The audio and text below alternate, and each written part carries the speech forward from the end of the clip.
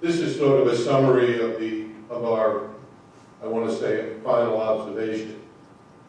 Number one, treatment and division of community amenities into profit centers is inconsistent with economic theory behind bundled communities and organizing documents. I mean, basically what that means, and I'll allude back to what I said at the beginning, is that all residents are responsible for the costs associated with the operations, regardless of what revenues, direct revenues, are derived.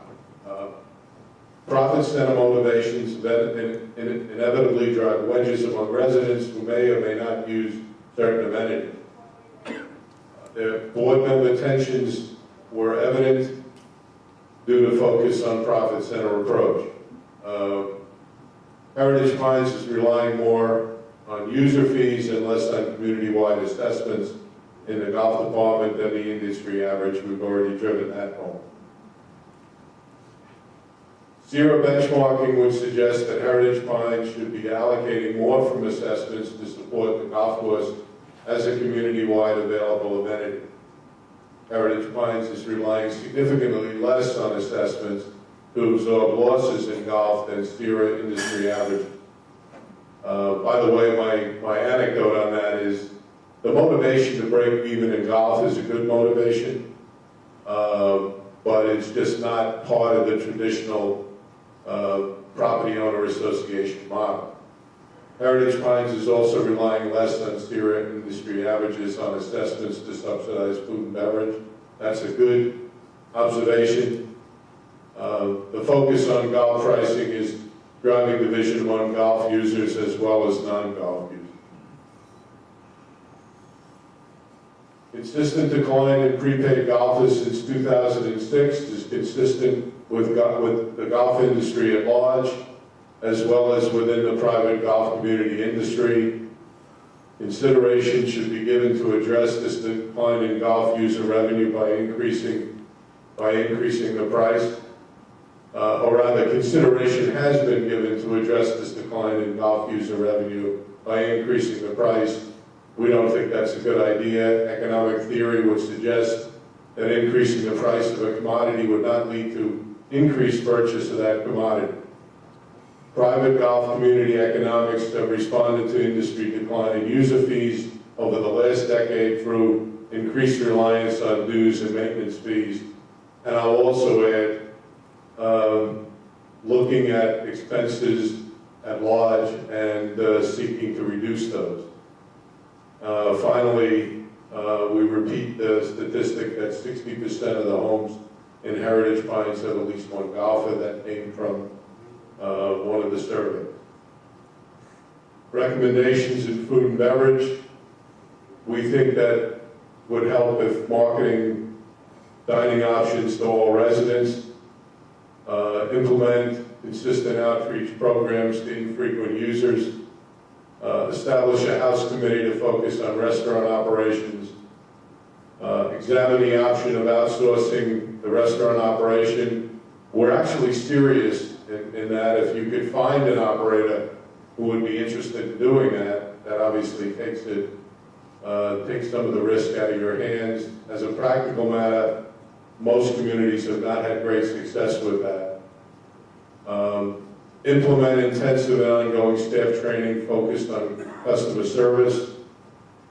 Introduce a food and beverage minimum of approximately $600 a year. I was asking. Again, the motivation behind that, I think, is to, again, encourage usage. Review protocols surrounding employee meals. There was a comment made in one of the focus groups that wasn't comfortable with what they saw as far as employee feeding.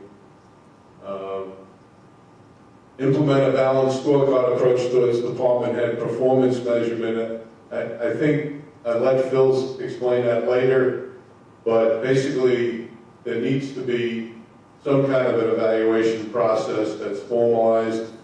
We didn't sense that there was one. You're next. Well, you got the golfing. Big one. I'm older than you are. And I'm better looking. No. Okay. Well, yes, I do end up with golf. We are serious about all our recommendations, Paul, not just. Again, transition to current budget model to be consistent with industry best practice so the community as a whole shares more in the cost of golf operations. This is not saying you should charge $41 extra in assessments. We pointed out that that's where things could go. We've looked at that over the next 5 years, you guys can see that. But clearly we need to look at how we're carrying the entire cost based on everything we've seen with economic velocity. We think that prepaid golf rates should be lowered. Again, you know, there's a number of reasons for this, but certainly when we look at the decline of prepaid golf, you've got to meet, and the reasons for that decline, you have got to make it worthwhile for people economically to take that option. Assuming break even the budget and absent cost reductions in other areas, then again, there's going to have to be an increased reliance on maintenance fees. We do suggest you simplify prepaid golf membership to one level of membership. We see our most contentious issues within golf where there's a number of different types of membership, but we offer that up as a recommendation. We also think that installment payments for annual golf memberships, prepaid golf, should be available. There's ways of doing that with promissory notes, make sure that someone's going to pay up, etc. They should be charged interest at the association's cost of capital.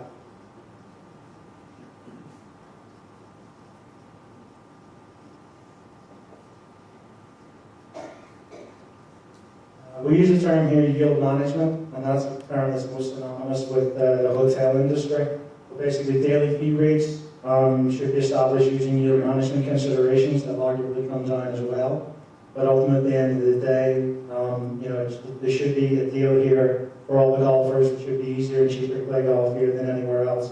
That's basically what's driving that, and you get to that by yield management, so that we're constantly on top of what are the costs of our other golf options in other communities around here, or other courses that we can go to. In line with that, continuous communication of rates to residents. So we run through a lot of our communities that maybe run specials if they're not including all the fees in their assessments for golf. If you do have a surplus for golf from golf, you know, if we lower fees and participation goes up, we do drive some more revenue. If we do something with the tee times, we get more daily view golfers playing here. Then again, we think that surplus could arguably be designated towards any capital requirements for golf going forward, which again would lessen that impact. Again, we make the point of use of double shotgun starts needs to be evaluated with pro and restaurant management. And again, we know that passions run high by shotguns, but at the end of the day, if we want to talk about the ability to drive revenue through the golf course, this is something that we've heard consistently from the other Sierra communities that we deal with. And it's a proof, it's an easy proof to show many people can get through the course, and ultimately the math comes out quite simple at the end, but it's really something that, you know, a PGA professional is able to show you and walk through with you, and then you guys can make the decision if that's where you want to go. Golf, we heard a number of comments regarding customer service, so again, implementing intensive staff training there. The balanced scorecard approach, if any of you are somewhat familiar with that, it's a term and a concept that's coming more and more into the private club and association world. Basically, it looks at how we measure the performance of our people. And instead of the typical, you know, typically in most clubs and associations, it's measured in one way, like we do convert budget. And so it's purely a financial metric, which ultimately the financial metric is a lagging indicator, right? You know, we get the financial results 15 days after the month, or however many months after the year end. At that point, it's too late. It's already happened. Yes, we need to measure, but there's other elements in there. There's 4 elements in a balanced scorecard. One is training. So we refer to training up there. So if any of our professionals